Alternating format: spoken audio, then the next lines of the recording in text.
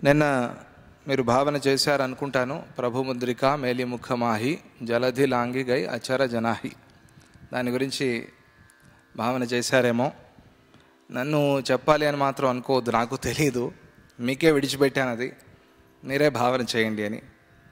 ప్రభు ముద్రికని ఆయన నోట్లో పెట్టుకుని వెళ్ళాడు ఆంజనేయ స్వామి.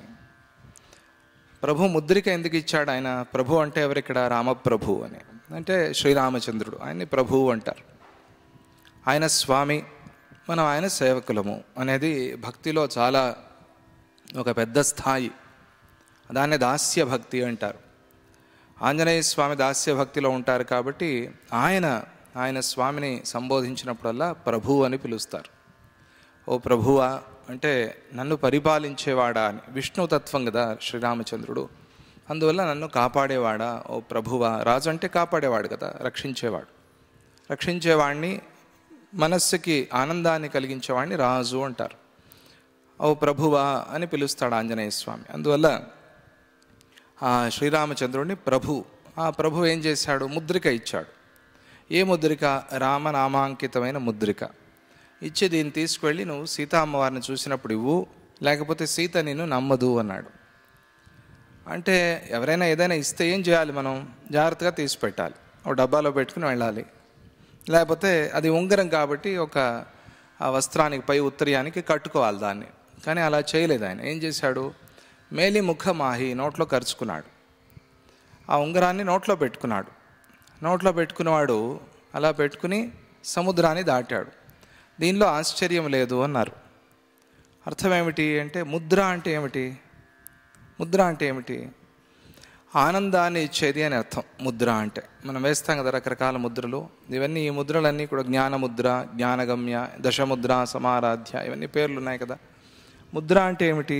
మనకి సుఖాన్ని, ఆనందాన్ని ఇచ్చేది అని. సుఖాన్ని, ఆనందాన్ని ఇచ్చే ముద్రలు ఇక్కడేం వేలేడిన, ఎందుకంటే సముద్రం దాటాలి. ఆయన ఇచ్చింది కూడా అది కాదు, ఆయన ఉంగరమే ఇచ్చాడు. ఉంగరానికి ముద్రిక అని ఎందుకు పేరు పెట్టారు అంటే, ఆ ఉంగరం మీద ఆయన పేరుంది. పీఠముద్ర, రాజముద్ర అంటారు కదా. మన ముద్ర అంటే ఏమిటి? మనం ముద్ర వేసి సంతకం పెట్టి పంపిస్తాం, సంతకమే మన ముద్ర. సంతకం అంటే ఏమిటి? మన పేరు. అందువల్ల నామాన్నే, పేరునే ఇక్కడ ముద్రిక అని పిలుస్తున్నారు. అది మనం కొద్దిగా భావన చేసి తెలుసుకోవాల్సిన విషయం. కథ వేరే, కానీ అందులో ఉన్న రహస్యం ఏమిటి అంటే నామం. ప్రభు ముద్రికని అంటే ప్రభు నామాన్ని మేలిముఖ మాహి నోట్లో ధరించి, అంటే ప్రభునామాన్ని పలుకుతూ అని అర్థం. రామనామాన్ని పలుకుతూ, రామనామాన్ని జపిస్తూ ఆనందంగా, సంతోషంగా జలధి లాంగి గై అచర జనాహి, సముద్రాన్ని దాటేశాడు. అంటే నామస్మరణ చేస్తూ ఉంటే అతి భయానకమైన ఈ సముద్రం కూడా మనకి గోష్పదీకృత వారాశిం లాగా, గోష్పాదంలాగా అయిపోతుంది. గోష్పాదాన్ని ఆవు డిక్క, అది పడిన, ఆ గిట్టె పడిన ఆ గుంటలో నీళ్లు ఉంటే దాన్ని ఎంత సులభంగా దాటుతామో, ఆ గిట్టెలాగా అంత సులభంగా దీన్ని దాటేస్తామని. గోష్పదీకృత వారాశిం, అంత తేలికగా ఈ సముద్రాన్ని దాటే శక్తి మనకి వస్తుంది. అలాగే ఈయన జలధి లాంగి గై అచర జనాహి, అంత సులభంగా జలధి అని వేశారు.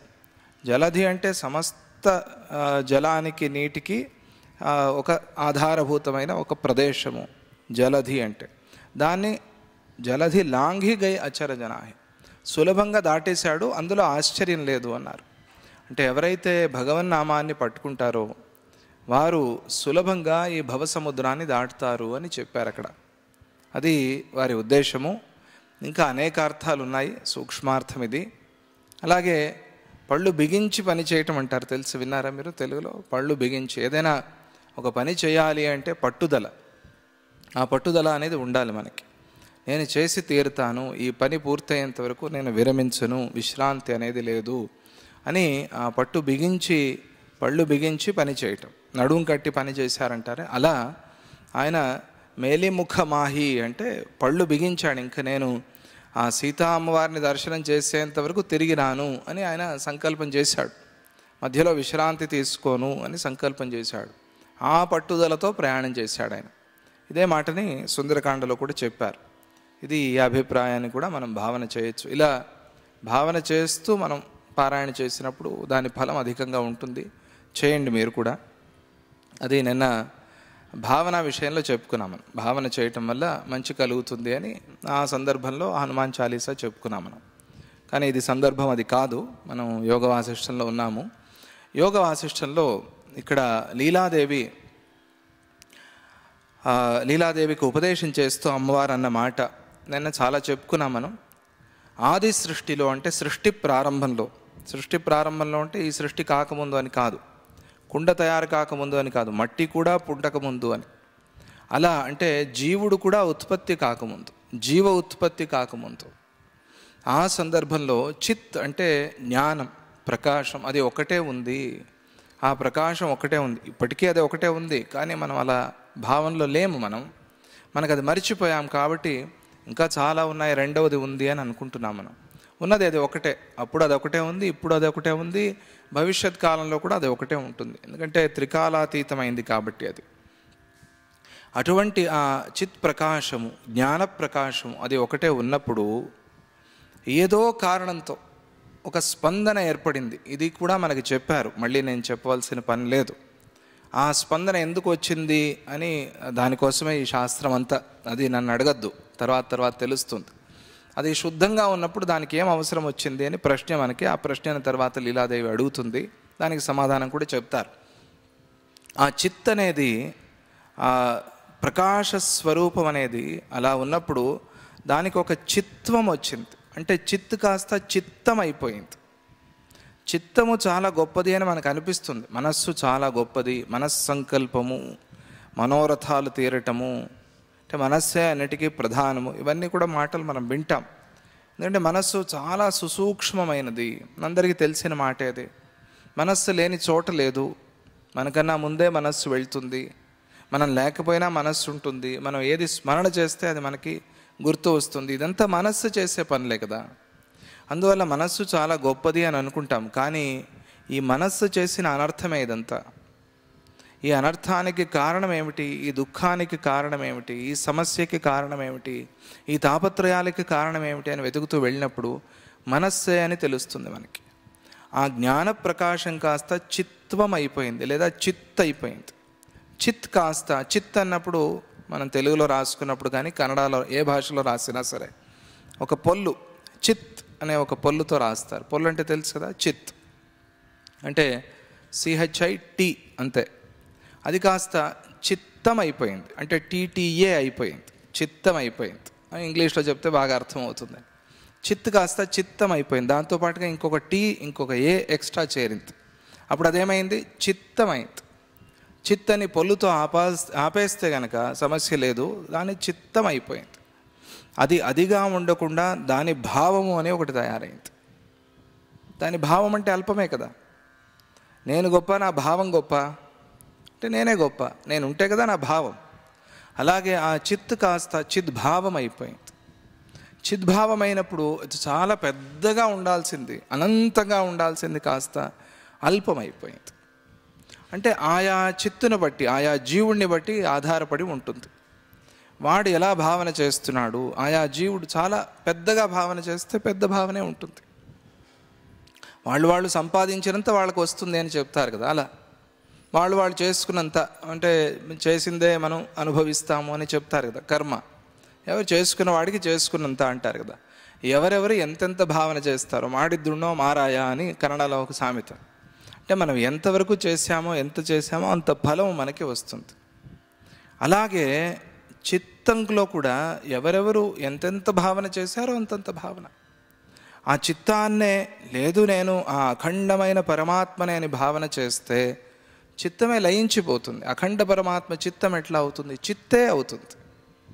అందువల్ల ఆ చిద్భావన పోయి ఎప్పుడైతే చిత్తం అనేది వచ్చిందో రాగానే దానికి సొంత ఆలోచనలు ప్రారంభమయ్యాయి. సొంత ఆలోచనలు ప్రారంభమయ్యి అదేమనుకుంది? నేను ఒక శరీరాన్ని ధరిస్తే బాగుంటుంది అనుకుంది. శరీరాన్ని ధరించాలి కాబట్టి దానికి కావాల్సిన ఏర్పాట్లు ఏమిటి? పంచతన్మాత్రలు. పంచతన్మాత్రల నుంచి పంచభూతాలు వచ్చేసాయి. పంచభూతాలు విడివిడిగా ఉంటే ప్రయోజనం లేదు. అందుకని ఏం చేయాలి? కలవాలి. ఇవన్నీ కలిశాయి. పంచభూతాలు కలిసి పాంచభౌతిక శరీరం తయారైంది. పాంచభౌతిక శరీరంలో ఈ చిత్తం ప్రవేశించింది.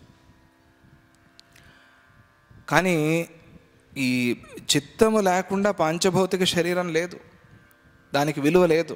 ఆ జీవుడు అనండి, ప్రాణం అనండి, ఏదైనా పిలవండి, మొత్తానికి అది లేకపోతే పాంచభౌతిక శరీరానికి విలువ లేదు. అందుకే అది పోతుంది, అది శివం కాస్త శవం అయిపోతుంది. అందరికీ తెలిసిన మాటే. అంటే ప్రధానమైంది ఆ జీవుడు. వాడు సంకల్పం చేశాడు. సంకల్పం చేసిన తరువాత వీడి చుట్టూ అది పేరుకుందా, లేదా అది తయారైన తర్వాత వీడు వెళ్ళి ఆ శరీరంలో చేరాడా, ఏదైనా ఒకటే. మొత్తానికి వీడి సంకల్పం అయితే ఉంది, ఆ జీవుడి సంకల్పం అయితే ఉంది. అది ఎవరికి ఎలా కావాలో అలా అర్థం చేసుకోవచ్చు. కానీ దానికి కూడా ఒక క్రమం ఉంది. అలా వీడు భావన చేసిన తర్వాత వీడికి ఒక పాంచభౌతిక శరీరం వచ్చింది. ఈ పాంచభౌతిక శరీరానికి తర్వాత గర్భావాసము ఇవన్నీ వాడే కల్పించుకున్నాడు. ఒకడే రెండయ్యాడు, దంపతులుగా అయ్యాడు. దంపతి తర్వాత మళ్ళీ ఆ గర్భావాసాన్ని వాడే పొందాడు. ఇలా ఎన్నైనా చెప్పుకోవచ్చు మనం. మొత్తానికి చిత్తు అంటే జ్ఞానస్వరూపము చిత్తమైంది. అంటే అఖండమైనది అల్పమైంది. ఇది మనం చేసింది. మనం చేసుకున్న గొప్ప ఉపకారం మనకి ఏమిటి అంటే అఖండత్వం నుంచి జారి పడిపోయి అల్పత్వానికి వచ్చాం. ఇప్పుడు ఈ అల్పత్వం నుంచి అఖండత్వానికి వెళ్ళాలి. అదే ప్రయత్నం మనది. చాలా కింద పాతాళానికి వెళ్ళిపోయి ఆ పాతాళం నుంచి పైకి చూసి అక్కడికి వెళ్ళాలి అని అనుకుని ఎలా వెళ్ళాలో తెలియలేదు. అప్పుడు అలా వెళ్తున్న వాళ్ళని అడిగాం, లేదా అక్కడ వెళ్ళి చేరుకున్న వాళ్ళ కోసం అరిచాం, అయ్యా మమ్మల్ని కూడా కొంచెం లాక్కెళ్ళండి అని. వాళ్ళు పాపం అక్కడ చేరిన జీవన్ముక్తులు సద్గురువులు మన కోసం దిగి వచ్చి మనల్ని కూడా పట్టుకుపోతున్నారు. మనం వాళ్ళతో పాటుగా ప్రయాణం చేసి ఆ పాతాళం నుంచి ఆ ఆకాశానికి ప్రయాణం చేయాలి. ఆ ప్రయాణమే జీవితం. పడిపోయాం మనం, అల్పత్వానికి వచ్చాం. మనకు తెలిసిందే, మనం ఒప్పుకోవాల్సిందే. అంతటా వ్యాపించి ఉన్నది పెద్దదవుతుందా, అల్పమైంది ఇక్కడే ఉన్నాను అనుకునేది పెద్దదవుతుందా? ఎవరైనా ఏమంటారు? అంతటా వ్యాపించి ఉన్నదే పెద్దది అంటారు. అలాగే అంతటా వ్యాపించి ఉన్న ఆ తత్వాన్ని మరిచిపోయాం కాబట్టి మళ్ళీ ఆ తత్వాన్ని తెలుసుకుని ఆ తత్వంలోకి ప్రవేశించటమే జీవితం అంత. అందుకోసమే పుట్టాం మనం. అది తెలుసుకుంటే జీవనం ధన్యమవుతుంది. ఎందుకు ఎక్కడి నుంచి వచ్చామో మర్చిపోయాము. అడవిలో చేరిపోయి ఆ రాజకుమారుడు అనుకున్నట్ట. చాలా కథలు వచ్చాయి, ఇటువంటి కథలు చాలా వచ్చాయి. అది ఉపనిషత్తులో చెప్పే కథ. ఇదివరకు కూడా మీకు ఒకసారి చెప్పాను. అరణ్యంలో చేరిపోయి ఒక రాజకుమారుడు చిన్నప్పుడే, అంటే వీడు రాజు అవుతాడేమో అని తీసుకువెళ్ళి అరణ్యంలో విడిచిపెట్టేశారు. అరణ్యంలో ఉన్నవాడు ఏమనుకున్నాడు, నేను ఇక్కడే ఈ ఆటవికుడిని అనుకున్నాడు. అడవిలో ఉండేవాడిని, నాకు వేరే ఏమీ తెలియదు అనుకున్నాడు. వాడికి ఏవో గుర్తులు ఉన్నాయి. ఆ గుర్తుల్ని చూసి, ఏవో మచ్చలు ఏవో ఉంటాయి కదా, ఆ గుర్తుల్ని చూసి వీడు రాజకుమారుడు అని ఎవరో ఒక మంత్రి గారు వేటకు వచ్చినప్పుడు గుర్తించి ఎవరే నువ్వెవరో తెలుసా అన్నారు. నేను ఎవరినండి, ఇక్కడే ఎవరో ఈ అడవిలో ఉంటారే ఆ దొర కొడుకుని నేను అన్నాడు. కాదురా, నువ్వు రాజకుమారుడివి, నిన్న అప్పుడు ఎవరో ఎత్తుకొచ్చి అడవిలో విడిచిపెట్టేశారు, తెలుసుకో నువ్వు. అవునా, నేను రాజకుమారునా? తెలుసుకున్న తరువాత వాడికి నమ్మకం లేకపోతే తెలియనట్టే. ఆ మంత్రి గారి మీద నమ్మకం ఉండాలి. అవును, ఈయన చెప్తున్నారంటే నేను రాజకుమారునే. ఏం చేస్తాడు తర్వాత? ప్రయత్నం చేస్తాడు. ప్రయత్నం చేసి మళ్ళీ ఆ రాజ్యాన్ని పొందే ప్రయత్నం చేస్తాడు. ఆ రాజ్యానికి రాజు అవుతాడు. అలాగే మనం కూడా దూరంగా వచ్చేసి ఈ అడవే బాగుందిలే అని అనుకున్నాం. ఈ అడవే చాలా అందంగా ఉంది, నేను ఇక్కడే ఉండిపోతే బాగుంటుంది, తర్వాత ఆ దొరగారి తర్వాత నేనే అడవికి రాజుని, లేకపోతే అందరిలాగా నేను ఇక్కడ ఉంటాను అని అక్కడే ఉండిపోయిన వాడు రాజు అయ్యాడు కదా. అలాగే మనం కూడా దూరంగా వచ్చి అల్పత్వాన్ని పొంది అల్పత్వమే పెద్దది అనుకున్నాం. అప్పుడు సద్గురువు మనకు కనిపించి అల్పత్వం కాదురా, అఖండత్వాన్ని పొందాలి నువ్వు అన్నారు. ఏం చేస్తాం? అప్పుడు అఖండత్వానికి ప్రయాణం చేస్తాం. ఆ ప్రయాణంలో ఉపదేశం. ఈ మాట చెప్పిన తరువాత అప్పుడు ఒక ప్రశ్న వచ్చింది లీలాదేవికి. ఏమిటి ఆ ప్రశ్న అంటే, ఆవిడ అడుగుతుంది, ఆవిడ మాటల్లోనే విందాము. ఏకస్మిన్నేవ సంశాంతే దిక్కాలాద్య విభాగిని విద్యమానే పరే తత్వే కలనావసరః కుతః. ఏంటి ఈ ప్రశ్నకి ఏమిటి అర్థము అంటే, దిక్కుల చేత కాలం చేత పరిచ్ఛిన్నం కానటువంటి, పరిచ్ఛిన్నం అంటే ఏమిటి అంటే ఏం లేదు, కాంపౌండ్ లేనటువంటిది అని అర్థం. కాంపౌండ్ కట్టుకున్నాం మనం, దేశము కాలము, దాంతో అల్పం అయిపోయింది. పరిచ్ఛిన్నం అంటే అటువంటి అవధులు లేని, కాలమే ఆపలేదు, దేశమే ఆపలేదు అంటే ఇంకెవరు ఆపుతారండి? దేశకాలాలు ఆపలేవు. దేశం అంటే ఆకాశం అనే అర్థం. ఇక్కడ ఆకాశము కూడా అవధి కాదు, ఆకాశాన్ని దాటి ఉన్న స్థితి. ఇంకేది ఉంది ప్రపంచంలో? ఆకాశం కన్నా గొప్పది ఏముంది ప్రపంచంలో? ఆ ఆకాశము కూడా దీన్ని ఆపలేదు, ఆకాశము కూడా దీనికి పరిధి కాదు, కాలం కూడా దీన్ని ఆపలేదు. మీరు ఎన్ని యుగాలైనా చెప్పండి, ఇటువంటి యుగాలు ఎన్ని కల్పాలైనా కలిపి చెప్పండి, ఎన్ని కల్పాలైనా అనండి, మహేశ్వర మహాకల్ప మహాతాండవ సాక్షిణి. ఇప్పుడు ఎలా చూసిందో ఆ తాండవాన్ని అప్పుడు అలాగే చూస్తుంది ఆ కల్పం అయిన తర్వాత. ఆ కల్పం తర్వాత మళ్ళీ సృష్టి అయి ఆ కల్పం పూర్తి అయిపోతే మళ్ళీ ఆ తాండవాన్ని అలాగే చూస్తుంది. మహేశ్వర మహాకల్ప మహాతాండవ సాక్షిణి. 3 సార్లు మహా మహా మహా వేశారు. అంటే ఎంత గొప్పది అని. 3 సార్లు చెప్తే ఇంక దానికన్నా గొప్పది లేదు అని అర్థం. అంత గొప్పది ఆవిడ సాక్షిణి. ఇప్పుడు ఎలా చూసిందో అప్పుడు అలాగే చూస్తుంది. అంటే ఎప్పుడు అలాగే ఉంటుంది ఆవిడ అని, శాశ్వతత్వంలో ఉంటుంది. ఇది అటువంటి పరిచ్ఛిన్నం కానటువంటి అద్వయ పరతత్వం ఒకటే ఉంది కదా. నువ్వే చెప్పావు కదా అమ్మా. నాకు ఇక్కడ ఒక సంశయం, మరి కల్పనము అనేది ఎలా వచ్చింది, అసలు దాని అవసరం ఏమిటి అని. ఆ కల్పన అనే దానికి అవసరం ఎందుకు వచ్చింది, అది ఎందుకు కావాల్సి వచ్చింది? అలాగే ఉంటే సరిపోయేది కదా. శుద్ధ పరతత్వము అని చెప్పారు, చిత్ స్వరూపము అన్నారు, జ్ఞాన ప్రకాశము అన్నారు, దానికి ఏవి అంటవు అన్నారు, దేశకాలాలు కూడా దాన్ని కట్టిపడేయలేవు అన్నారు, అసలు దేశకాలాలు లేవు దాని విషయంలో అన్నారు.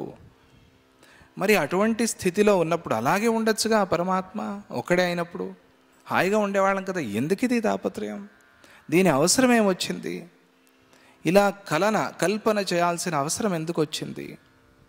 దీంతోనే కదా అన్ని అనర్థాలు ప్రారంభమయ్యాయి. అసలు ఆ కల్పన ఎందుకు చేసింది అది అనే ప్రశ్న మనకి వస్తుంది. ఇది అద్వైత వేదాంతంలో చాలా ప్రధానమైన ముఖ్యమైన ప్రశ్న.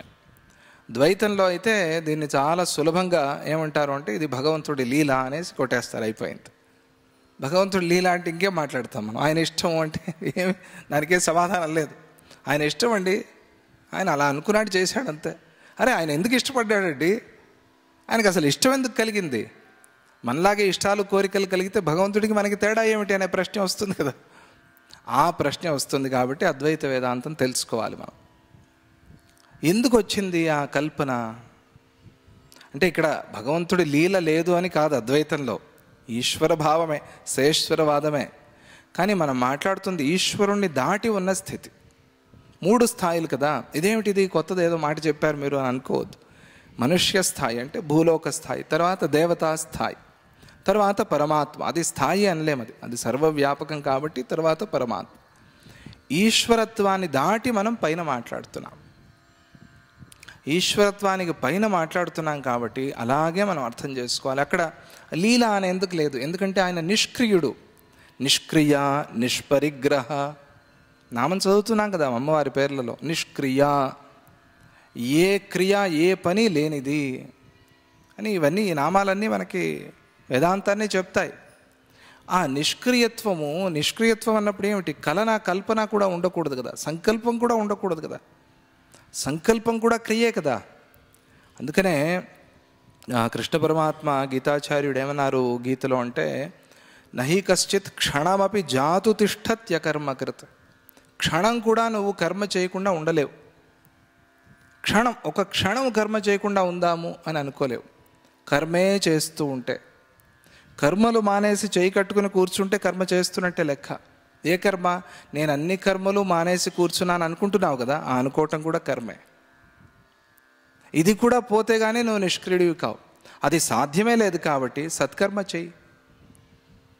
క్షణం కూడా నువ్వు నిష్క్రియుడివై కూర్చోలేవు కాబట్టి సమాధి పొందనంత వరకు, ఆ ధ్యానంలో ధ్యానాభ్యాసంలో పూర్తిగా నిమగ్నం అయ్యేంత వరకు నువ్వు ఈ స్థితిని పొందలేవు కాబట్టి సత్కర్మ చెయ్యి.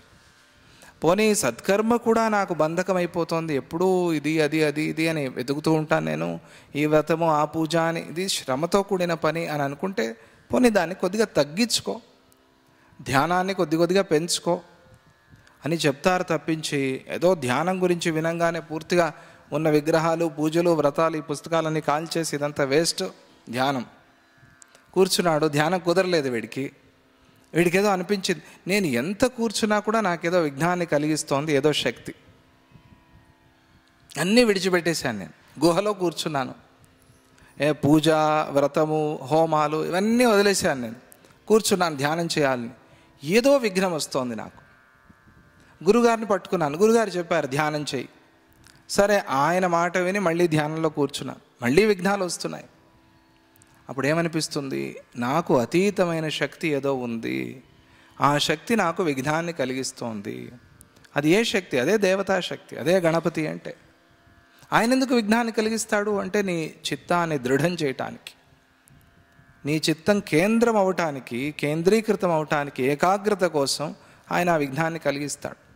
ఆయన మీద నువ్వు మనస్సుని లగ్నం చేసి ఆయన ద్వారా, ఆయన్ని దాటి నువ్వు ఆ గేట్ దాటి మనం లోపలికి వెళ్ళినట్టుగా ఆయన అక్కడ ఉన్నాడు.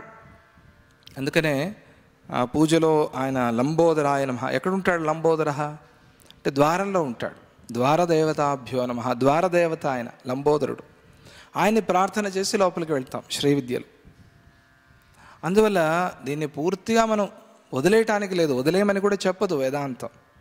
సత్కర్మ చేయి, సత్కర్మలు ఎక్కువగా చేయి, దాంతో ధ్యాన సిద్ధి క్రమంగా అవుతుంది అని అక్కడ అన్వయం చెప్పుకోవాలి. మరి ఇక్కడ ఆ ప్రశ్నకి సమాధానం ఏం చెప్తోంది అమ్మవారంటే, అసలు దాని అవసరం ఏమొచ్చింది? ప్రశ్న ఏమిటి అంటే దాని అవసరం ఏమొచ్చింది? అలా ఒక కల్పన సంకల్పం చేయాల్సిన అవసరం ఏమొచ్చింది? ఆయన ఎప్పుడు నిత్యతృప్త, నిర్వికార, నిష్ప్రపంచ, నిరాశ్రయ, ఇవన్నీ గుణాలు ఆమెలో ఉన్నప్పుడు అసలు ఈ అవసరం ఏమొచ్చింది ఆమెకి? ఇలా సంకల్పం చేయాల్సిన పనేం పట్టింది? అది ప్రశ్న.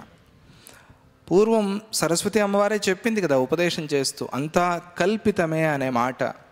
ఇదంతా కల్పితము అన్నావు నువ్వు అమ్మ, ఆ మాట నువ్వే చెప్పావు, అంతా కల్పితము అని. మరి ఆ మాటకి శుద్ధతత్వము, పరమాత్మ ఒక్కడే ఉన్నాడు అనే మాటతో పొసగటం లేదు. ఇవి రెండింటికి అన్వయం కుదరటం లేదు. కల్పితమైతే ఈ కల్పిత ప్రపంచం ఆయన వల్లే వచ్చి ఉండాలి. ఆయన ఒకడే ఉన్నాడంటే ఆయనే కల్పించి ఉండాలి. ఈ సంకల్పము, కల్పన ఇవన్నీ ఆయన వల్లే వచ్చి ఉండాలి. ఒకడే ఉన్నాడంటే రెండో వాడు లేడు కదా.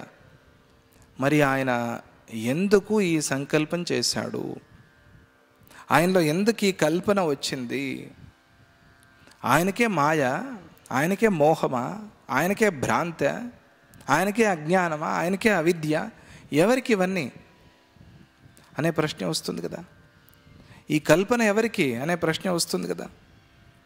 ఒకడే ఉన్నప్పుడు ఎవరికి అనే ప్రశ్న. ఇది అందరికీ సాధారణంగా సహజంగా ఉండేది అద్వైత వేదాంతంలో. ఆయన ఒకడే ఉన్నాడు అంటే అయితే రెండవది ఎట్లా వచ్చింది అనే ప్రశ్న వస్తుంది. ఆయనకే అజ్ఞానమా అనే ప్రశ్న కూడా అందరికీ ఉంటుంది. దానికి సమాధానం తర్వాత మనకే తెలుస్తుంది. ఆ కారణంతో ఇవి రెండిటికి అన్వయం లేదు కాబట్టి ఈ ప్రశ్న పుట్టింది. ఈ ప్రశ్నను అడగటానికి అది కారణం. ఉన్నది ఒకటే అయినప్పుడు కల్పన ఎలా వచ్చింది అనే దానికోసం ఈ ప్రశ్న పుట్టింది. పూర్వం అక్కడ వ్యాఖ్యానంలో చెప్తారు, పూర్వం పాలగా ఉండినది పెరుగుగా మారుతోంది. పాలు లేనిదే పెరుగు లేదు. ఇది నిన్న మనం చెప్పుకున్నాము. కాల సంబంధం లేని పరమాత్మ నిత్య సత్యుడై ఉండగా కలనము, కల్పనము అనే పద వికారమే అవసరం లేదు కదా. అసలు పదము కూడా, శబ్దం కూడా అవసరం లేదు. కల్పన, సంకల్పం అనే శబ్దం కూడా పని లేదు ఆయన ఒకడే ఉన్నప్పుడు. ఎందుకది? అవసరమే లేదు కదా. మరి అటువంటి అప్పుడు ఆ పదవికారమే అవసరం లేనప్పుడు అది ఎట్లా వచ్చింది? ఆ భ్రమ, ఆ భ్రాంతి ఎట్లా వచ్చింది అని పరిణామవాదాన్ని అనుసరించి ఈ ప్రశ్న వేస్తోంది. మనది పరిణామవాదం కాదు, వివర్తవాదం. బాగా గుర్తుపెట్టుకోండి. అది ఇలా మారటం కాదు, మారినట్టుగా కనిపించటం, ఇది వాదం. రెండిటికి తేడా ఉంది. మారలేదు, పాలు పెరుగుగా మారింది, ఇది పరిణామవాదం. ఎందుకంటే స్పష్టంగా కనిపిస్తోంది. దీని బరువు కూడా మారుతుంది అని చెప్తారు. కొద్దిగా మిలీగ్రాముల్లో అంతే పాలల్లో వేసినా కూడా ఆ పెరుగు బరువు మారుతుంది. ఏ కారణంతో అంటే అది ఘనమైంది కాబట్టి, పాల కన్నా కూడా ఘనమైంది కాబట్టి దానిలో తూకంలో కూడా వ్యత్యాసం వస్తుంది పాలల్లో. అది మనం చూస్తున్నాం స్పష్టంగా. తర్వాత పాలు చేసే పని వేరే, పెరుగు చేసే పని వేరే. పాల నుంచి పుట్టింది అని పెరుగుతో కాఫీ చేసుకుంటారండి ఎవరైనా? లేదు, పాలతో మజ్జిగే చేస్తారు. ఇది చేసే పని వేరే, అది చేసే పని వేరే. ఇట్లా రకరకాలుగా దానిలో వ్యత్యాసం కనిపిస్తోంది కాబట్టి ఇది పరిణామవాదం. ఇది పాలు పెరుగుగా మారటం అనేది పరిణామవాదం. బంగారం ఆభరణంగా మారటం అనేది వివర్తవాదం. మట్టి కుండగా మారటం అనేది వివర్తవాదం. ఎందుకని అంటే మట్టి తప్ప వేరే లేదు కుండలో, ఆభరణంలో బంగారం తప్ప వేరే లేదు. బంగారమే లేకపోతే బంగారు ఆభరణం అని ఎందుకంటాం దాన్ని? అంటే ఈ కాలంలో బంగారం లేదనుకోండి, బంగారు ఆభరణాల్లో తగ్గించేశారు, అది వేరే విషయం. కానీ బంగారు ఆభరణం అంటే బంగారమే ఉండాలి కదా దాంట్లో. ఇది బంగారంతో సువర్ణాభరణము అంటే సువర్ణం ఉండాలి దాంట్లో. ఇది వివర్తవాదం. ఆ కనిపించే ఆకారం ఏమిటి అంటే వివర్తవాదం. ఈ రెండిటికి ఉన్న వ్యత్యాసము, తేడా మనం తెలుసుకోవాలి. ఈ సృష్టి పరమాత్మ నుంచి వచ్చింది అంటే ఎట్లా వచ్చింది అంటే వివర్తవాదము, అది గుర్తుపెట్టుకోవాలి మనం. పరిణామవాదం అంటే పాలు ఉన్నాయి, పెరుగు ఉంది, అలా అంటే మళ్ళీ ఇబ్బంది. ఉంటే ఇది పోదు, ఇది పోకపోతే ఆ శాంతి లభించదు, ఆ మోక్షం లభించదు. అందువల్ల ఇది వివర్తవాదం. కానీ ఇక్కడ ప్రశ్న పరిణామవాదం మీద ఆధారపడి ఉంది. పరిణామవాదాన్ని మనస్సులో పెట్టుకుని వేసిన ప్రశ్న ఇది. దానికి సమాధానం చెప్పాలి. అమ్మవారి ఇలా చెప్తుంది. ప్రారంభమే మనం చెప్పుకున్న మాటతో సమాధానం. కటకత్వం యథాహేమ్ని తరంగత్వం యథాంబసి. ఈ మాటను అర్థం చేసుకోవాలి మనం. కటకత్వం యథాహేమ్ని. కటకం అంటే కడియం, ఒక గాజు, అంటే బంగారం గాజు. ఆ బంగారపు గాజులో ఎట్లాగైతే బంగారం ఉన్నదో, బంగారం తప్పించి వేరే ఏమీ లేదో, తరంగత్వం యథాంబసి. ఆ బంగారంలో ఎలాగైతే ఆభరణం దాగి ఉందో, నీటిలోనే ఆ తరంగత్వం, అలలు ఎట్లా అయితే ఉన్నాయో, సత్యత్వంచ యథాస్వప్న సంకల్ప నగరాదిషు నాస్త్యేవ సత్యనుభవే. సత్యత్వం యథాస్వప్న సంకల్ప నగరాదిషు. ఉన్నది బంగారమే, ఉన్నది నీరే. స్వప్నము, సంకల్ప నగరాలు ఇవన్నీ చూసాము. చూసి లేచిన తర్వాత ఇది సత్యం కాదు అని మనం ఎట్లాగైతే అనుకుంటూ ఉన్నామో, అలాగే నాస్త్యేవ సత్యనుభవే తథా నాస్త్యేవ బ్రహ్మణి. ఆ అర్థమయ్యేందుకోసం ఆ శుద్ధతత్వంలో, జ్ఞానప్రకాశంలో, చిత్స్వరూపంలో ఒక స్పందన, కల్పన వచ్చింది అని చెప్పుకున్నామే. కానీ అందులో ఈ స్పందన, కల్పన అనేవి లేవు అని బాగా అర్థం చేసుకో. నువ్వు నాస్త్యేవ, ఏవకారం అంటే లేనే లేదు అని. నువ్వు ఎన్ని వాదాలు చేసినా కూడా ఆ బ్రహ్మలో ఈ కల్పన అనేది లేదు, ఈ భ్రాంతి, ఈ భ్రమ, ఈ మాయ అనేది ఆ బ్రహ్మలో లేదు. అందువల్ల నేనే ఆ పరమాత్మనే ఉన్నాను అని తెలుసుకోవటమే జ్ఞానం. అంతే, అది అనుభవానికి రావటమే జ్ఞానం. లేకపోతే పోదు, ఇది ఇలాగే ఉండి తీరాలి. ఎవరికి అజ్ఞానం పోదు ప్రపంచంలో. అది అమ్మవారి సమాధానం. కల్పనా వ్యతిరిక్తాత్మ తత్స్వభావాదనామయాత్ యథా నాస్త్యంబరే పాంసు పరే నాస్తి తథా కల అకలా కలనం శాంతం ఇదమేకమజం తతం యదిదం భాసతే కించిత్ తస్యేవ నిరామయం కచనం కాచకస్యేవ కాంతస్య అతిమణేరివ. ఇది బ్రహ్మతత్వాన్ని చెప్పే అమ్మవారి ఉపదేశం. ఓ అమ్మాయి, నువ్వు అడిగావు ప్రశ్న, చాలా బాగుంది. దానికి సమాధానం, వికారం అనేది ఉంటే నీ మాట అంగీకరించవచ్చు. వికారం అనేది అసలు ఉంటే అంగీకరించవచ్చు. వికారం అనేది లేనే లేనప్పుడు. అందుకనే మీరు ఒక మాట వింటూ ఉంటారు అక్కడక్కడ కొంచెమైనా ఈ ఆధ్యాత్మికంలో శ్రద్ధ ఉన్నవాళ్ళు. మృత్తికేత్యేవ సత్యం. మృత్తిక అనేది సత్యం. వాచారంభణం వికార. కుండ అనేది ఏమిటి అంటే వాచారంభణం, ఒక పేరు మాత్రమే.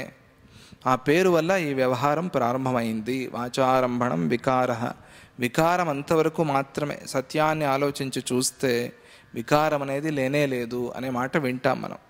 అలాగే వికారం అనేది ఉంటే నువ్వు చెప్పింది అంగీకరించవచ్చు. వికారం అనేది లేనప్పుడు మరి నాకుంది కదా, నాకు కనిపిస్తోంది కదా ఈ వికారం అంతా అని అంటే అది నీ వికారం. అది ఆ వికారాన్ని పోగొట్టుకోవాలి. నాకు వికారం ఉంది అని ప్రపంచమంతా వికారం ఉంది అంటామా? అనలేమో, అనకూడదు కూడా. మన వికారాన్ని మనం పోగొట్టుకోవాలి. అప్పుడు వికారం లేదు అని తెలుస్తుంది. ఆ వికారం ఉన్నట్టుగా చూడటం అజ్ఞానం. అలా వికారం అనేది ఉంటే నువ్వు చెప్పింది అంగీకరించవచ్చు. వికారమే లేనప్పుడు నీ మాట ఎలా చెల్లుతుంది, ఎలా ఒప్పుకునేది నీ మాటని? బంగారానికి ఆభరణత్వము, జలానికి తరంగత్వము, స్వప్న సంకల్ప నగరాలకు సత్యత్వము లేనట్టుగా బంగారానికి ఆభరణత్వం అనేది సత్యంగా లేదు, నీటికి తరంగత్వం అనేది సత్యంగా లేదు. సత్యంగా ఉంటే ఎప్పుడూ ఉండాలి, అదొకటే సిద్ధాంతం. సత్యం అంటే ఎప్పుడూ ఉండాలి. నీరు ఎప్పుడూ అలలుగా ఉందా? లేదు కదా. నీటి గుణం అలా కాదు కదా. అందువల్ల ఆ నీటికి తరంగత్వం లేనట్టుగా స్వప్న సంకల్ప నగరాలకు సత్యత్వం లేనట్టుగా విశుద్ధ సత్స్వభావమైన బ్రహ్మమునకు ఎలాంటి కల్పన కూడా లేదు. ఇది అమ్మవారి సమాధానం. ఇది అనుభవానికి వస్తే కానీ తెలిసే విషయం కాదు. సతి అనుభవే, ఇది అనుభవం కావాలి. దీనికి నా మాటలు విన్నారు మీరు, తెలిసింది అని అనిపించింది, కానీ తెలియనట్టుగా ఉంటుంది. దీనికి అనుభవం కావాలి. అనుభవం ఎట్లా వస్తుంది? విచారణతో వస్తుంది. దాని మీద బాగా విచారం చేస్తే, ఏదైనా ఒక విషయాన్ని బాగా విచారం చేస్తే దాని మీద అనుభవం కలుగుతుంది మనకి. అలా అనుభవం ఉంటే కానీ తెలిసే విషయం కాదు ఇది. ఆకాశంలో ధూళి లేనట్టుగా సృష్టి ప్రారంభంలో పరబ్రహ్మకు ఎలాంటి రూపము లేదు. ధూళి చూస్తున్నాం మనం, ఇది ఆకాశంలో ఉందా? లేదు, అది వాయువు కారణంతో వస్తుంది. ఆ ధూళి అనేది ఆకాశానికి అది అంటితే ఎప్పుడూ అలాగే ధూళి కనిపించాలి, కానీ ధూళి అనేది లేదు. మనం ఢిల్లీకి వెళ్ళి చూసామంటే అంతా దుమ్ముగా ఉంటుంది. ఆకాశం అంతా దుమ్ముగా ఉంది అని అంటాం. ఆకాశం దుమ్ముగా ఉందా? లేదు. ఇప్పుడేదో మొదలుపెట్టారు కదా, ఈవెన్ ఆడ్ సిస్టమ్ మొదలుపెట్టారు. దాంతో పొల్యూషన్ తగ్గితే ఆకాశం స్పష్టంగా కనిపిస్తుంది. ఢిల్లీలో ఏమైపోయింది? ధూళి. ఆకాశంలో ధూళి లేదు, కానీ ధూళి ఉన్నట్టుగా కనిపిస్తుంది. అట్లాగే ఆకాశంలో ధూళి లేనట్టుగా, అంటే ఆకాశ గుణం కాదు అని చెప్పటం. ఆకాశంలో ధూళి లేదు అంటే అభిప్రాయం అది. ఆకాశం శబ్దగుణం కానీ ధూళి గుణం కాదు కదా. అలా ఆకాశంలో ధూళి లేనట్టుగా సృష్టి ప్రారంభంలో పరబ్రహ్మకు ఎటువంటి రూపము లేదు. తర్వాత ఎందుకు వచ్చింది అంటే అది తర్వాత చెప్తారు, మనకి చెప్పుకున్నాం సమాధానము. ఆ బ్రహ్మము శాంతము, అద్వయము, జన్మరహితము, పూర్ణము అయి ఉంది. నిరామయం, దానికి ఎటువంటి రోగాలు ఎటువంటి వికారాలు లేవు ఆ బ్రహ్మతత్వానికి. అది బ్రహ్మస్థితి అంటే. అందువల్ల ఈ వేదాంత విచారంతో రోగాలు కూడా తగ్గుతాయి మనకి. రోగాలు పోగొట్టే శక్తి కూడా వేదాంత విచారానికి ఉన్నది. కాకపోతే తీవ్రంగా చేయాలి, ఎందుకంటే మనసు ఆహ్లాదంగా ఉంటుంది వేదాంత విచారంతో. మణియందు ప్రకాశించేదంతా కూడా దాని ప్రతిబింబాలే అయినట్టుగా ఈ దృశ్యాలన్నీ కూడా బ్రహ్మ యొక్క ప్రతిబింబాలే అయి ఉన్నాయి అని గ్రహించు. అందులో పడుతున్నాయి. ఒకే వస్తువు ఆ మణిలో పడితే రకరకాలుగా ఎన్నో ఉన్నట్టుగా కనిపిస్తుంది. ఇప్పుడు ఒక అద్దాల మంటపానికి వెళ్ళామనుకోండి, ఆ అద్దాల మంటపంలో ఎన్నో అద్దాలు పెట్టారు అలంకారంగా. ఆ అద్దాలన్నీ మనమే ఉన్నట్టుగా కనిపిస్తాం. విచిత్రం. ఆ అద్దాలు ఎన్ని ఉన్నాయో అన్నీ మనం ఉన్నామా? అంతమంది ఉన్నామా? లేదు, అన్ని అద్దాలు ఉన్నాయి కాబట్టి కనిపిస్తున్నాం. అలాగే ఆ పరమాత్మ యొక్క ప్రతిబింబాలే ఇవన్నీ కూడా. ఆ ప్రతిబింబాలు, వాటిని చూసి మనం ఇది ఇన్ని రకాలుగా ఉన్నాడు అని అనుకుంటున్నాం, కానీ ఆయన ఉన్నది ఒక్కడే. ఏతావంతం చిరం కాలం ఏతే దేవి వయం వద భ్రామితా కేన నామాపి ద్వైతాద్వైత వికల్పనై. అయితే అమ్మ, మళ్ళీ నాకు ఇంకో ప్రశ్న వస్తూనే ఉంటాయి ప్రశ్నలు. ఏమిటది? అయితే మమ్మల్ని ఈ భ్రమలో పడేసింది ఎవరు? ఇంతవరకు మాకు ఈ భ్రమకి కారణం ఎవరు? దేనివల్ల మాకు ఈ భ్రమ, ఈ మాయ వచ్చింది? మేమేం కోరుకుని తెచ్చుకున్నామా? ఇది ఎవరైనా కోరి కష్టాలు తెచ్చుకుంటారండి ప్రపంచంలో? లేదు కదా. మరి ఎవరు చేశారు అంటే, ఎవరో కారణం దేనికి అని అనుకుంటాం మనం. నా జన్మకి ఎవరో కారణం అని. ఇది చాలా పొరపాటు, అది చాలా తప్పు. అది నీ జన్మకి నువ్వే కారణం. నువ్వు అనుకున్నావు కాబట్టి నీ జన్మ వచ్చింది. నాకు ఆయన ఈ జన్మ ఇచ్చాడు అని అనుకోవటం చాలా పొరపాటు, అది చాలా తప్పు. అది పశుత్వము అని చెప్పారు. నాకు ఈ జన్మని ఆయన ఇచ్చాడు కాబట్టి నేను ఈ కష్టాలు అనుభవిస్తున్నాను, నా కష్టాలకి ఆయనే కారణము అని అనుకోవటం పశుత్వము అన్నారు. మన కష్టాలకి మనమే కారణం. మనకి జ్ఞానం లేకపోవటమే కారణం. మన అజ్ఞానమే మన దుఃఖానికి, మన కష్టానికి కారణం. దాన్ని పోగొట్టుకుంటే సుఖం, దాన్ని పోగొట్టుకుంటే సంతోషం, ఆనందం. అది మనకు కావాల్సింది. అందుకనే సత్ చిత్ ఆనంద, ఆ సత్యము అనే జ్ఞానాన్ని నువ్వు తెలుసుకుంటే దాంతో ఆనందం వస్తుంది అని. దానికి అనేక అర్థాలు సచ్చిదానంద అనే పదానికి. మన సద్గురు స్వామిజీ వారి ఆశ్రమ నామధేయం కూడా సచ్చిదానంద అవ్వటం మన భాగ్యం. దాని మీద భావన చేయాలి. సత్ చిత్ ఆనంద, సచ్చిదానంద స్వరూపం అది. దాన్ని మనం అప్పుడప్పుడు భావన చేస్తూ ఉంటే కష్టాలు పరిహారం అవుతాయి. ఓ అమ్మ, అలా అయితే నువ్వు చెప్పిందే సత్యము అని అనుకుందాము. మమ్మల్ని ఈ ద్వైతాద్వైత జ్ఞానంలో పడేసింది ఎవరు? ద్వైతం అనే అజ్ఞానము, ఈ అద్వైతాన్ని తెలుసుకోకపోయే అజ్ఞానం, ద్వైతాద్వైత జ్ఞానం. కొన్ని సందర్భాల్లో ఇది ద్వైతమని, కొన్ని సందర్భాల్లో ఇది అద్వైతమని రకరకాలుగా అనుకుంటూ ఉన్నాం. కొన్ని సందర్భాల్లో అది తెలియదు, ఇది తెలియదు. ఇటువంటి స్థితుల్లో మేము ఉన్నాము. ద్వైతాద్వైత వికల్పనై, ద్వైతము అద్వైతము అనే ఈ వికల్పాలు మాలో ఎట్లా వచ్చాయి? మేము మూఢులుగా అయిపోయాము. మా ఈ మూఢత్వానికి కారణం ఎవరు? భ్రమించేటట్లుగా ఎవరు మమ్మల్ని చేశారు? మా ఈ భ్రమకి ఎవరు కారణము? దాన్ని నాకు చెప్పు అని ఆ లీలాదేవి ప్రశ్న. అంటే ఎవరి వల్లో నేను ఇలా తయారయ్యాను, ఎవరి కారణంతోనో నాకు జన్మ వచ్చింది. మూఢమతే అని అంటారు కదా. ఇక్కడ భజగోవింద శ్లోకాల్లో భజగోవిందం భజగోవిందం గోవిందం భజ మూఢమతే. భజ అంటే గుర్తు చేయటం కదా, విధి. నువ్వు గుర్తు చేసుకుని తీరాలి, ఆయన్ని సేవించి తీరాలి, ఆయన స్మరణ చేసి తీరాలి అని విధివాక్యం. విధివాక్యం ఎందుకు చెప్తారు అంటే మనం మరిచిపోయాం కాబట్టి, చేసి తీరాలి కాబట్టి విధివాక్యంతో చెప్తారు, అంతే కదా. ఇది నువ్వు చేయాలి అంటే అర్థం ఏమిటి? మనం మరిచిపోయాము అని. మరిచిపోయాం కాబట్టి ఏమన్నారు? మూఢమతే అన్నారు. మరుపు ఎవరి వల్ల వస్తుంది? ఇంకొకళ్ళ వల్ల వస్తుందా అండి మరుపు మనకి? లేదు, మన వల్లే వస్తుంది. మనం మరిచిపోయాం కాబట్టి మన మరుపు వచ్చింది. లేదు, కొన్ని సందర్భాల్లో శాపంతో కూడా మరుపు వస్తుంది కదా అని అంటాం మనం. శాపాలు ఇచ్చారు కదా, నువ్వు మరిచిపో అంటే నువ్వేదో పందై పుట్టు అని శపించారు. అంటే పందై పుట్టడం అంటే ఏమిటి? ఈ జన్మ అయిపోయిన తర్వాత వాడు పందిగా పుడతాడని ఒక అన్వయం, అది వేరే విషయం. కానీ ఇక్కడున్నప్పుడే వాడు నేను మనిషిని అని మర్చిపోతాడు, పందిగా తయారవుతాడు. వాడు రాక్షసుడు అయిపో అంటే రాక్షసుడిగా కోరలు గీరలు వస్తాయని కాదు, రాక్షస ప్రవృత్తి వాళ్ళలో వస్తుంది అని. మరి ఈ శాపంతో కూడా మరుపు వస్తుంది కదా. ఈ శాపానికి ఆయన కదా కారణం. ఆయన వల్ల కదా నాకు ఈ శాపం తగిలింది, ఆయన వల్ల కదా నాకు మరుపు వచ్చింది. మరి నా మరుపుకి నేను కారణం కాదు కదా అక్కడ అని అంటాం. కాదు, మనమే కారణం. మనం చేసిన కర్మ వల్ల కోపం వచ్చి కదా ఆయన శాపం ఇచ్చాడు మనకి. మనం చేసిన వెధవ పనికి ఆయనకి బేజారైంది, అందుకని శాపం ఇచ్చాడు. ఎవరి కారణం? మనమే కారణం. అందువల్ల ఏది జరిగినా కూడా మనకి మన కర్మే కారణం అవుతుంది తప్పించి ఇతరులు కారణం కాదు. ప్రపంచంలో కారణంగా కనిపిస్తారంతే, కారణం కాదు. అలా నేను భ్రమలో పడటానికి ఎవరు కారణం? నాకు ఇటువంటి అజ్ఞానం రావడానికి ఎవరు కారణం?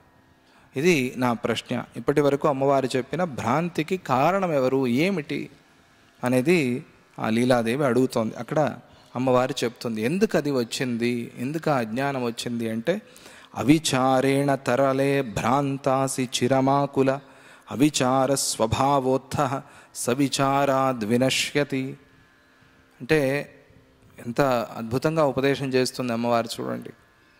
నాకు ఈ భ్రమ ఎందుకు వచ్చింది అంటే దాన్ని ఎక్కడో మూలానికి వెళ్ళి అదంతా చెప్పటం అయిపోయింది, మళ్ళీ ఆ మాటలే చెప్పొద్దు. కాబట్టి అమ్మవారు అంటుంది, ఓ చంచల ఆకుల అంటే నువ్వు చాలా ఆకుల చిత్త అంటారు కదా, అంటే కదిలే మనస్సు, చంచలమైన మనస్సు.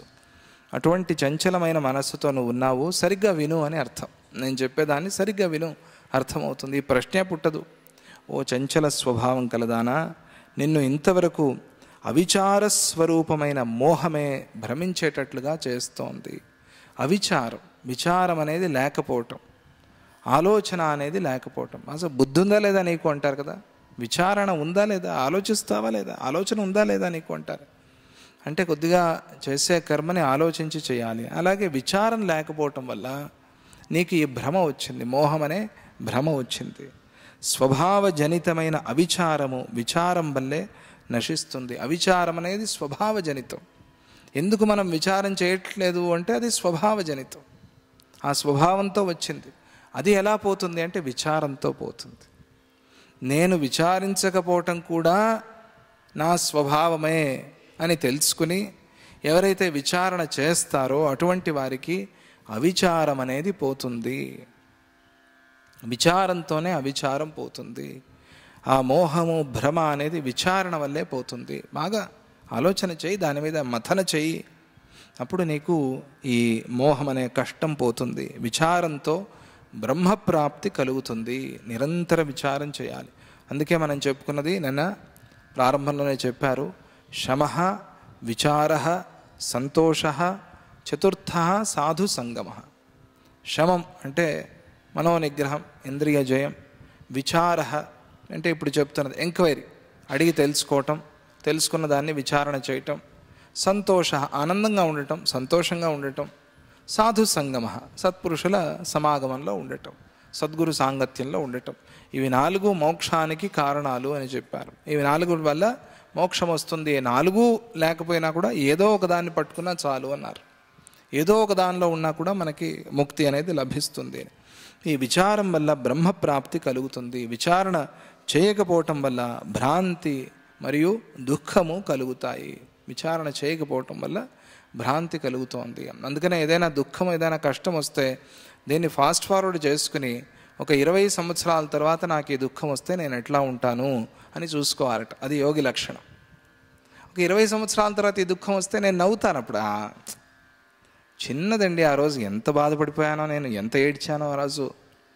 మనం ఇప్పుడు రివైండ్ చేసుకుని ఫస్ట్ స్టాండర్డ్లో మనం పరీక్షలు రాయడానికి ఎంత కష్టపడ్డామో అని ఊహిస్తే అబ్బో కొండను ఎత్తి మీద పడినట్టుగా భావించాం మనం. కానీ ఇప్పుడు ఏం లేదండి, చాలా తేలిక, చాలా సులభం. పిల్లలకి మనం చెప్తాం కదా, చాలా తేలికరా చేసేసే అని. కానీ వాడికి కష్టం. అదే వాడు అంటే బుద్ధి వికాసం అంటే ఫాస్ట్ ఫార్వర్డే కదా. వాడికి బుద్ధి వికాసం కలిగింది, ముందుకు వెళ్ళాడు, ఫ్యూచర్ చూశాడు.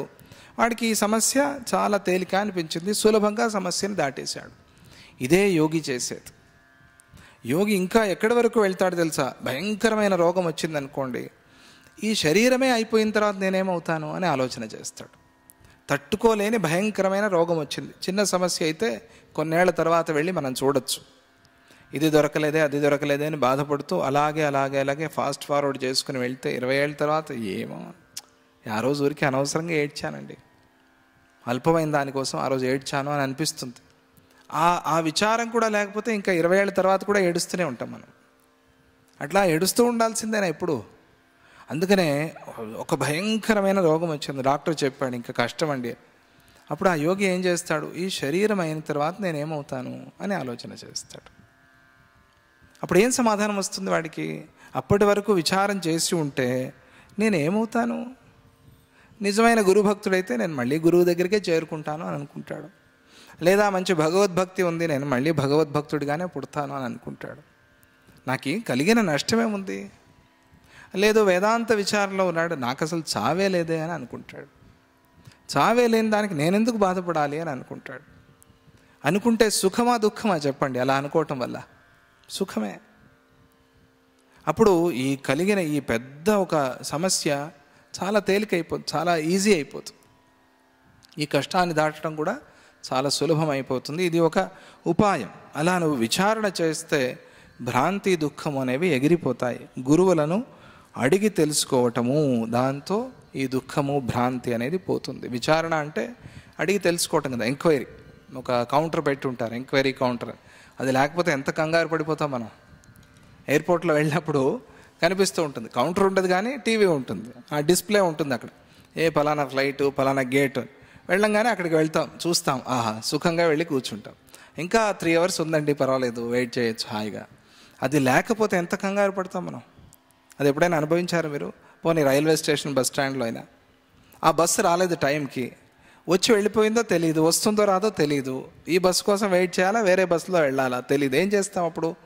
అటు ఇటు చూసి వెంటనే ఎవడైనా చెప్పేవాడు ఉన్నాడు, వాడి దగ్గరికి వెళ్ళమా. వెళ్ళి వాడిని అడగంగానే వాడి నుంచి ఏదైనా సమాధానం వచ్చిందనుకోండి, ఎట్లా ఉంటుంది? హాయిగా ఉంటుంది. నాకేం తెలియదు పో అంటే మళ్ళీ సమస్య మొదటికే వస్తుంది. అందుకనే అడగటము తెలిసిన వాడిని అడగాలి. ఆయన కౌంటర్ పెట్టి కూర్చున్నాడు, ఎంక్వైరీ కౌంటరు, ఇక్కడికి వచ్చి ఎంక్వైరీ చేయండి అని. సద్గురువుని ఎంక్వైరీ చేయకపోతే మనకు తెలియదు విషయం. ఇలాగే భటకనా అంటారు హిందీలో, ఇలా భటక్తా రహే, అంతే తిరుగుతూ బస్ స్టాండ్ అంతా తిరుగుతూ ఉంటాం. అదే టైం చూసుకుని తిరిగామనుకోండి, ఎయిర్పోర్ట్లో అమ్మో టైం అయింది, ఈ టైంకి మనం అక్కడికి వెళ్ళిపోవాలి, లేకపోతే ఫ్లైట్ మిస్ అయిపోతాం. అందువల్ల ఆ సమయం యొక్క విలువ కూడా విచారణతో తెలుస్తుంది, అలాగే విషయం కూడా విచారణతో తెలుస్తుంది. ఈ విచారం ఎవరిని చేయాలి అంటే సద్గురువుని చేయాలి, తెలిసిన వాళ్ళని చేయాలి. అప్పుడు అది నిజమైన విచారణ, సరి అయిన విచారణ అవుతుంది. ఆ విచారణ చేసిన దాన్ని మళ్ళీ మర్చిపోవద్దు, దాన్ని గుర్తు చేసుకో.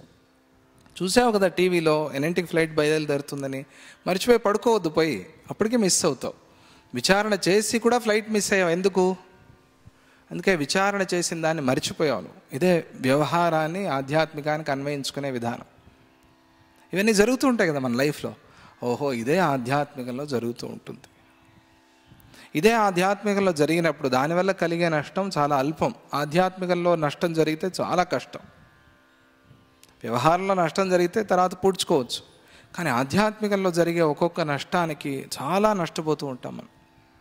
అందువల్ల ఆధ్యాత్మిక నష్టం కలగకుండా చూసుకోవాలి. ఆధ్యాత్మిక లాభాన్ని, దాన్ని ఆత్మలాభము అంటారు. విన్నారు ఎప్పుడైనా ఆత్మలాభం అనే పదం?